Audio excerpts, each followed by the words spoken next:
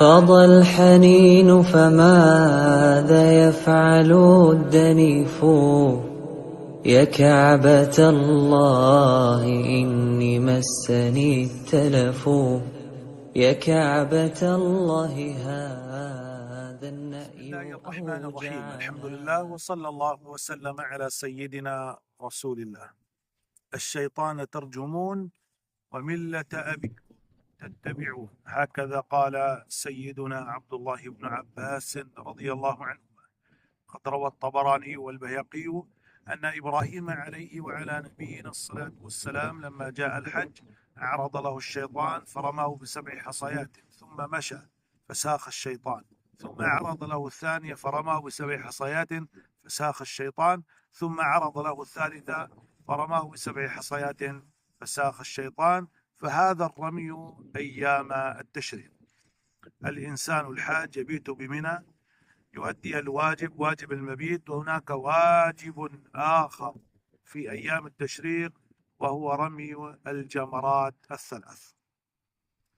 الجمرة هي الحصاة التي يرمي فيها صغار الحصى كحبة الفول الصغيرة، يلتقطها الحاج كما ذكرنا ويجعلها معه من أجل رمي جمرة العقبة والصغرى والوسطى.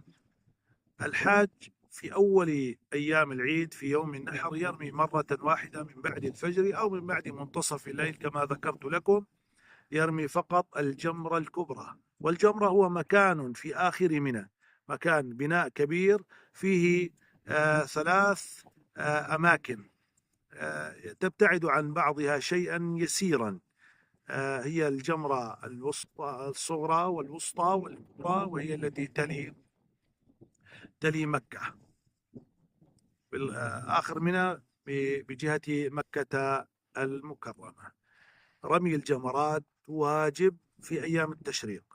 رمي الجمرة في يوم النحر يكون بعد الفجر، أما في أيام التشريق يكون الرمي بعد الظهر، بعد زوال الشمس، يعني بعد وقت الظهر يبدأ الرمي في قول جمهور أهل العلم، وهذا الظاهر في كلام الإمام أبي حنيفة رحمه الله، أن الرمي يكون بعد الظهر ولا يصح قبله. بعد الظهر على حسب مكانك، على حسب توجيهات المجموعة الإدارية التي معك، ربما يقولون لك لا يحق لك أن تذهب وقت الظهر بشكل مباشر. بعض الناس لا يفهم السنة بالشكل الصحيح، يقول أنا أريد أن أذهب الآن مع الظهيرة. كان النبي عليه الصلاة والسلام كما قال عبد الله بن عمر يتحين الزوال من أجل الرمي. نقول له عليك أن تستوعب السنة بالشكل الصحيح. النبي عليه الصلاة والسلام كان يتحين لأن كان مبيته بالقرب من الجمرات.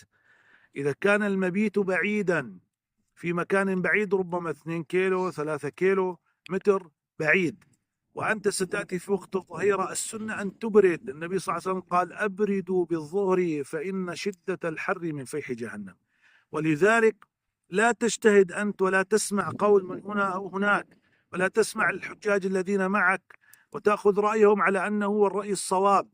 اسمع للمجموعة الإدارية ففيها من أهل العلم ومن أهل الخبرة ومن الذين يعني أتوا إلى الحج سنوات طوال. فإذا قالوا نذهب من بعد الثالثة نذهب من بعد الثالثة، من بعد الرابعة من بعد الرابعة، هم سيقولون لك وقت الخروج نخرج سوية ونرجع سوية. إذا خرجت وقت الظهر ربما يعني يصيبك ضربة شمس وتتعرض يعني المرض الشديد، وهذا مخالف لمنهج النبي عليه الصلاة والسلام. من بعد الزوال يبدأ وقت الرمي إلى وقت الغروب، ربما نذهب بعد العصر بعد الظهر بساعتين حسب ما تعطى لنا الأوامر في ذلك. نذهب هناك الجمرة الصغرى والوسطى والكبرى، 7 حصيات هنا، بسم الله والله أكبر، إرضاء للرحمن إرغاما للشيطان، واحدة مش 7 دفعة واحدة، نرمي واحدة، بسم الله والله أكبر إرضاء للرحمن وإرغاما للشيطان، بسم الله والله أكبر، بسم الله، رميت الآن. وإذا كنت ترمي عن أحد أحد وكلك بالرمي يجوز التوكيل بالرمي، أيضا ترمي 7 حصيات هنا عن نفسك ثم ترمي عن غيرك، قل عن فلان بسم الله والله أكبر ترمي، ثم ننتقل نمشي المسافة البسيطة إلى الجمرة الوسطى، ثم نرمي وندعو بعد الجمرة الأولى والجمرة الثانية. إذا رمينا عند الجمرة الأولى ندعو، نرفع يدينا وندعو بحيث ما نؤذي الآخرين، ما نقف في الطريق، نأخذ مكانا يعني بعيدا عن الناس، لا نؤذي أحدا، وندعو الله عز وجل بقدر ما نستطيع. ثم إذا رمينا الثانية دعونا بقدر ما نستطيع. ثم إذا رمينا الثالثة الجمرة الكبرى نمضي ولا ندعو. هكذا هي السنة عن النبي عليه الصلاة والسلام.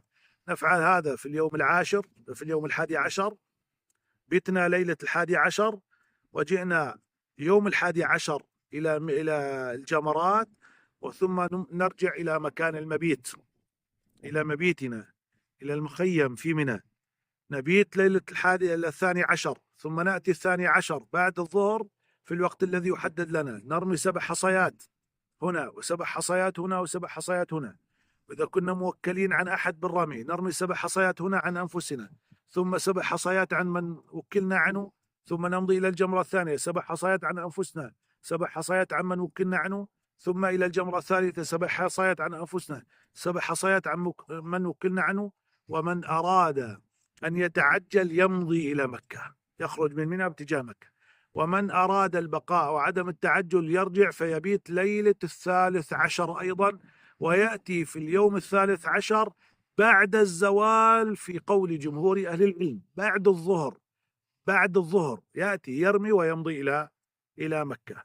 وهناك قول أنه في اليوم الثالث يجوز الرمي بعد الفجر، وهذا قول الإمام أبي حنيفة رحمه الله تعالى، في اليوم الثالث وليس في اليوم الأول من أيام التشريق ولا في اليوم الثاني. ونسأل الله سبحانه وتعالى أن يعيننا أن نؤدي هذا الركن العظيم على الوجه الذي يحب ربنا سبحانه وتعالى ويرضى عنه النبي صلى الله عليه وسلم، والحمد لله رب العالمين.